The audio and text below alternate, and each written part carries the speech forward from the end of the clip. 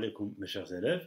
Dans cette vidéo, Inch'Allah, je vous propose une correction des deux dernières parties de l'exercice 1, l'exercice d'analyse proposé lors de la session de juin 2022, l'année dernière. Donc pour la partie D, c'est l'étude d'une fonction définie par une intégrale. Donc, grand f de x, c'est l'intégrale de x à 1 de f de t dt. Montrons que f est dérivable, calculer sa dérivée, calculer f de x en utilisant une intégration par partie, et puis déduire la valeur de l'intégrale de 0 à 1 de f de t dt. Et la question C, calcul de l'aire du domaine plan limité par la courbe, les axes du repère et la droite d'équation x égale à A. Pour la partie E, c'est l'étude d'une suite. Sn, c'est la somme des delta k. Avec delta k, c'est f de k moins l'intégrale de k à k plus 1 de f de t dt. Donc on montre que la suite est bornée, qu'elle est monotone, qu'elle est convergente, et on donne un encadrement à sa limite. Donc la fonction petit f, c'est la fonction étudiée dans la première partie. F de x égale à x moins ln de 1 plus x sur x carré si x est positif, et f de 0 égale à 1 demi. Cette fonction, on l'a étudiée dans la première partie. On a tracé sa courbe. C'est une fonction strictement décroissante qui a une asymptote horizontale, d'équation y égale à 0. C'est une fonction positive, la courbe elle est au-dessus de l'axe des abscisses. Donc là, on a une demi-tangente de coefficient directeur moins 1 demi. Donc c'est la courbe de la fonction f. Donc pour la partie D, première question, montrons que la fonction grand f est dérivable. Donc on a d'abord la fonction grand f, c'est moins l'intégrale de 1 à x. Donc l'intégrale de a à b, c'est moins l'intégrale de b à a. Donc là, on a changé les bornes pour avoir les conditions de la proposition qu'on a dans le cours. La fonction primitive qui s'annule en a de la fonction petit f, c'est l'intégrale de a à x de f de t dt. Donc les conditions sont là. La fonction petit f est continue sur 0 plus l'infini. 1, il appartient à 0 plus l'infini. Donc, la fonction qui à x fait associer à l'intégrale de 1 à x de f de t dt est dérivable sur 0 plus l'infini. Donc, c'est la fonction primitive de la fonction petit f qui s'annule en 1.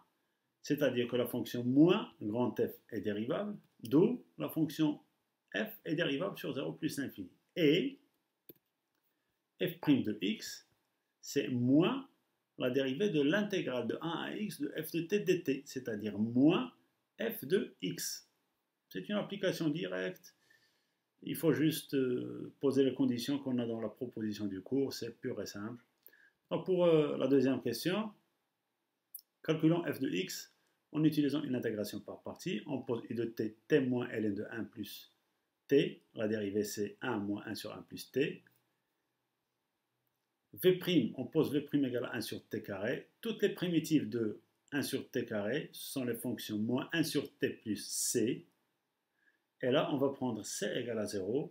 Donc, on n'a pas intérêt à prendre une autre valeur que 0. Des fois, la valeur de c, on peut prendre une autre valeur que 0 et ça facilite le calcul. Donc, pour notre exemple, on va prendre c égale à 0. Donc ça se voit lorsque je multiplie u' par v. Si c égale à 0, donc je peux simplifier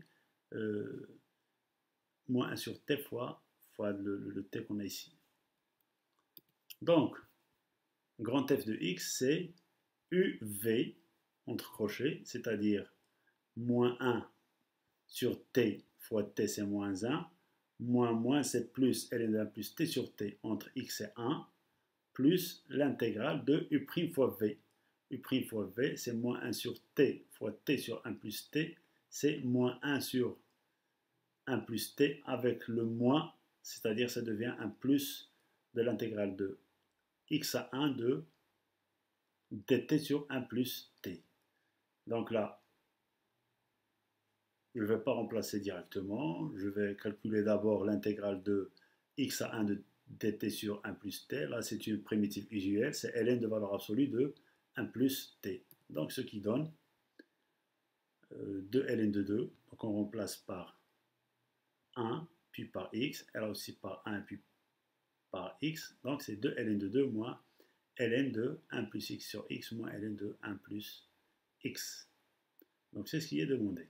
On a utilisé une intégration par partie.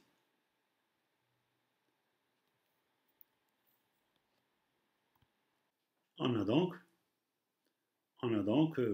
grand f de x égale 2 ln de 2 moins 1 plus 1 sur x fois ln de 1 plus x. Donc il faut juste bien poser les fonctions u, f, f'. Donc pour la question suivante, calcule dans la limite de f de x quand x tend vers 0 plus. Donc quand x tend vers 0 plus, c'est-à-dire x supérieur strictement à 0, donc on a le droit de remplacer grand f de x par l'expression qu'on vient de trouver. C'est 2 ln de 2 moins ln de 1 plus x sur x moins ln de 1 plus x. Donc 2 ln de 2 c'est une constante. La limite de ln de 1 plus x c'est ln de 1 c'est 0. Et là on a une limite usuelle dans notre cours. Limite de ln de 1 plus x sur x quand x tend vers 0.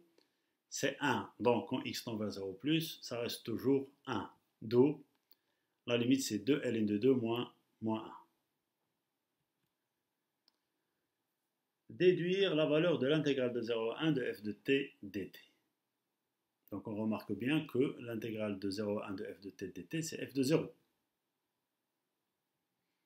Donc, on va calculer f de 0. Mais on n'a pas le droit de remplacer dans l'expression qu'on a trouvée ici. Donc on va passer par le calcul de limite. On a grand f est dérivable sur 0 plus l'infini, le 0 fermé, 0 inclus. Donc la fonction grand f est continue sur 0 plus l'infini. C'est-à-dire qu'elle est continue en 0 plus.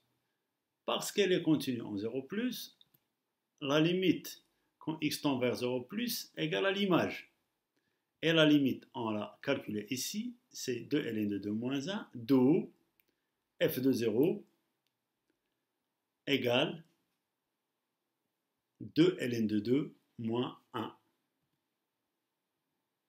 Donc l'intégrale de 0 à 1 de f de t dt, c'est 2 ln de 2 moins 1.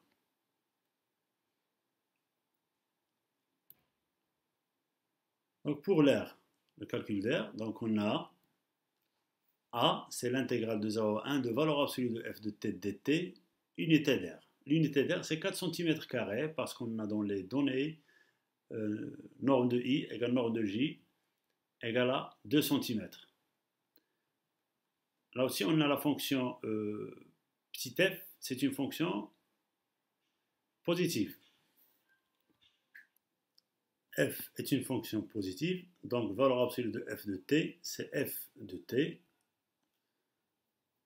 Donc, l'air demandé, c'est 2 ln de 2 moins 1 fois 4 cm au carré. C'est 8 ln de 2 moins 4 cm carré.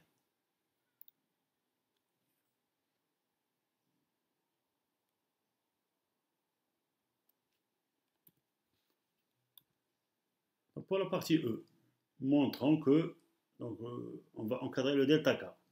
Donc on a, pour tout entier naturel K, f est strictement décroissante sur kk plus 1. Les intervalles kk plus 1 sont inclus dans 0 plus infini. La fonction f est strictement décroissante sur 0 plus infini, donc elle est strictement décroissante sur chacun des intervalles k plus 1. Et on a, si t est compris entre k et k plus 1, alors f de t est compris entre f de k plus 1 et f de k. Donc pour encadrer l'intégrale, on va commencer d'abord par encadrer f de t. Et puis, puisque k est inférieur à k plus 1, on va intégrer de k à k plus 1. On a l'intégrale est ordre. Si f est inférieur à g, alors intégrale de a à b de f de t dt est inférieure à intégrale de a à b de g de t dt, à condition que a soit inférieur ou égal à b, ce qui est le cas ici. Donc là, on a une f de k plus 1, c'est une constante. F de k, c'est une constante. Donc l'intégrale de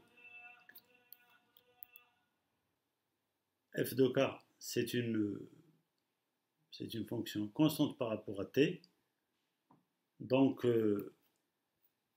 Là, c'est f de k plus 1 fois k plus 1 moins k, c'est-à-dire f de k plus 1 fois 1. Là aussi, c'est f de k fois k plus 1 moins k, c'est f de k. Et des opérations simples. Donc, on va multiplier par moins 1. Donc, on aura l'intégrale de k, k plus 1 de f de t, dt moins f de k, c'est compris entre f de k plus 1 moins f de k. Là, on a soustrait f de k de tous les côtés, et puis c'est moins delta k qui est compris entre f de k plus 1 et f de k. Donc, ce qui donne finalement que delta k est compris entre 0 et f de k moins f de k plus 1. Donc là, c'est pour la question 1a. Pour la question 1b, on va encadrer la somme des delta k. Donc, on va commencer par l'encadrement des delta k, bien sûr. Donc, on a delta k est compris entre f de k moins f de k plus 1 et 0. Donc, après, on va introduire la somme de k égale à 0 jusqu'à n moins 1 des delta k. Donc, ça c'est compris entre 0. Le n, c'est un nombre fini.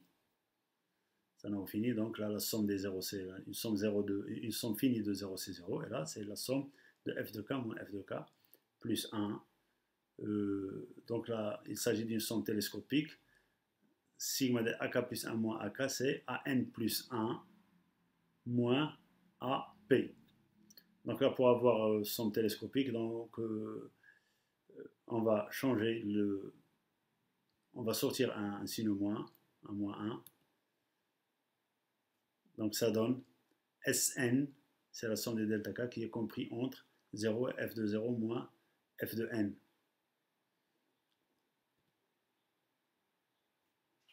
C'est-à-dire que Sn est compris entre 0 et 1 demi, car f de n est supérieur à 0, donc moins f de n est inférieur à 0, donc f de 0 moins f de n est inférieur à f de 0 qui est égal à 1 demi.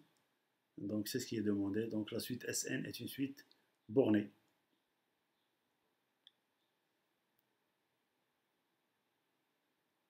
Donc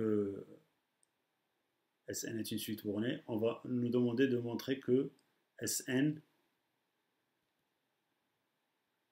est croissante. Donc on a Sn plus 1 moins Sn, c'est delta n. Ça c'est le dernier terme qui reste. Donc c'est delta n qui est supérieur ou égal à 0. Donc la suite Sn est une suite croissante. La suite Sn étant croissante et majorée par 1 demi, donc elle est convergente. Et pour encadrer la limite de Sn, donc on a, puisque Sn est une suite croissante, alors quel que soit n dans n étoile, S1 est supérieur ou égal à S1 est inférieur ou égal à Sn. C'est-à-dire que la suite Sn est minorée par le premier terme sur n étoile.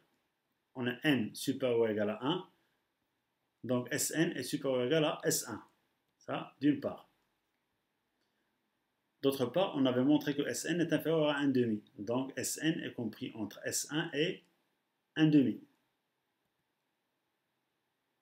En passant à la limite, donc on a la limite de Sn est compris entre S1 et 1,5. Si Un est une suite croissante, si Un est une suite convergente et que Un est compris entre A et B, alors la limite est comprise entre A et B. Et on ferme l'intervalle là. Au début, on a l'intervalle fermé. Donc, la limite de Sn, c'est comprise entre S1 et 1,5.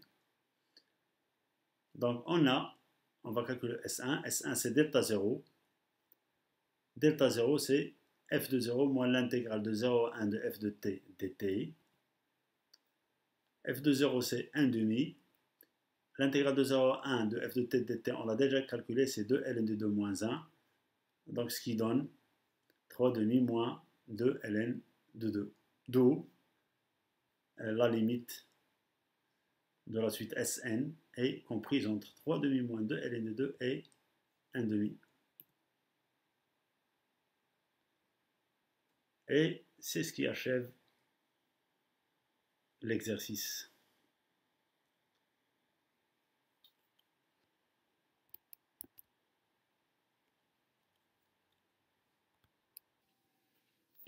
كنتمنى نكون كنت assez clair في les explications.